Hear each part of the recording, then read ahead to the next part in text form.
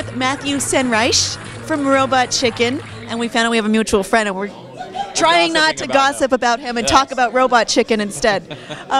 So you have the upcoming season 7 coming out. Is there still anything at this point that any story or any thing you've wanted to riff on that you haven't done yet? Only stuff that hasn't come out, and that's the best part about Robot Chicken is you see what's coming up in the next, 2015 is going to be an amazing movie year.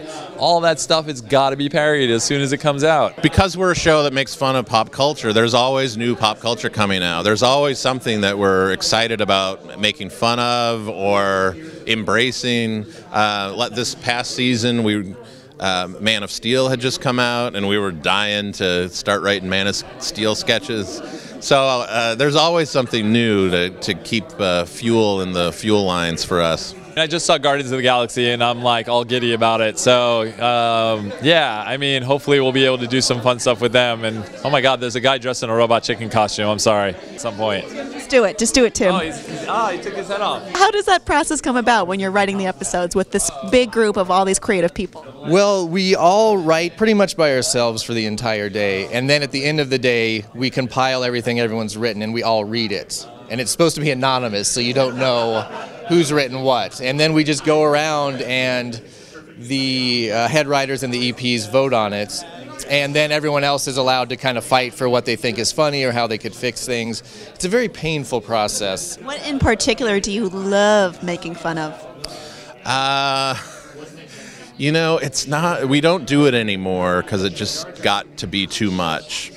But Breckin Meyer does our Lindsay Lohan character. Oh, that's my favorite voice. And that voice is hilarious, and him as that character of Lindsay is really funny, but making fun of Lindsay Lohan's not anything anyone needs to do anymore.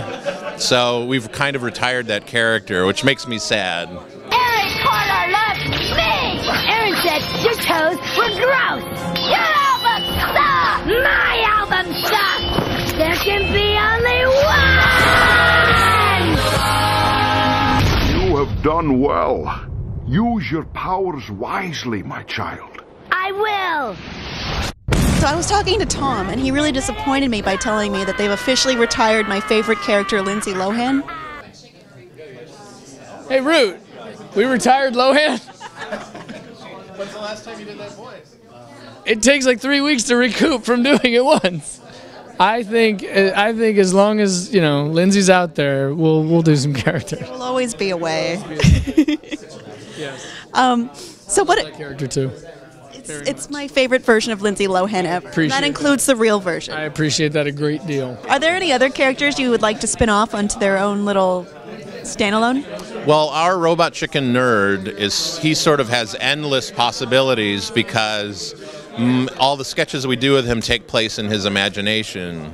Like this season, for instance, he met Doctor Who, or the Doctor. He was on an episode of Doctor Who in his imagination, and I never get tired of writing for that character. So he could easily be a standalone episode, or maybe a special hour-long episode. Claire Bear. Yeah, she's really distracting right now. But there's a super hot girl doing a really thrusty dance. Look, there she is. It's Clare Grant. It's Clare Grant. Okay. You can just snap your finger at Comic-Con, you get a Clare Grant. I was just going over the nerd in my mind and all his greatest moments, like that time he grew breasts and the alien people made fun of his genitalia and all that great stuff. Yeah. You know your Robot Chicken nerd. Is he your favorite character to write?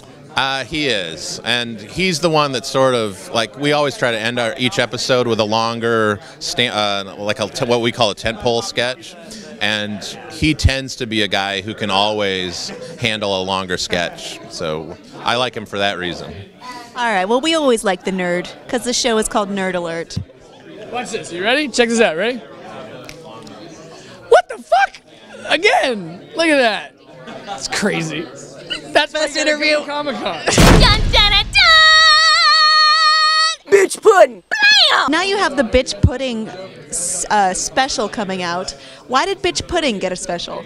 I don't know. For some reason, she just pops. And if I'm ever at a restaurant and someone finds out that I work on Robot Chicken, they usually bring up bitch pudding. So I don't think we have any idea why it popped, just like we don't have any idea why the humping robot popped.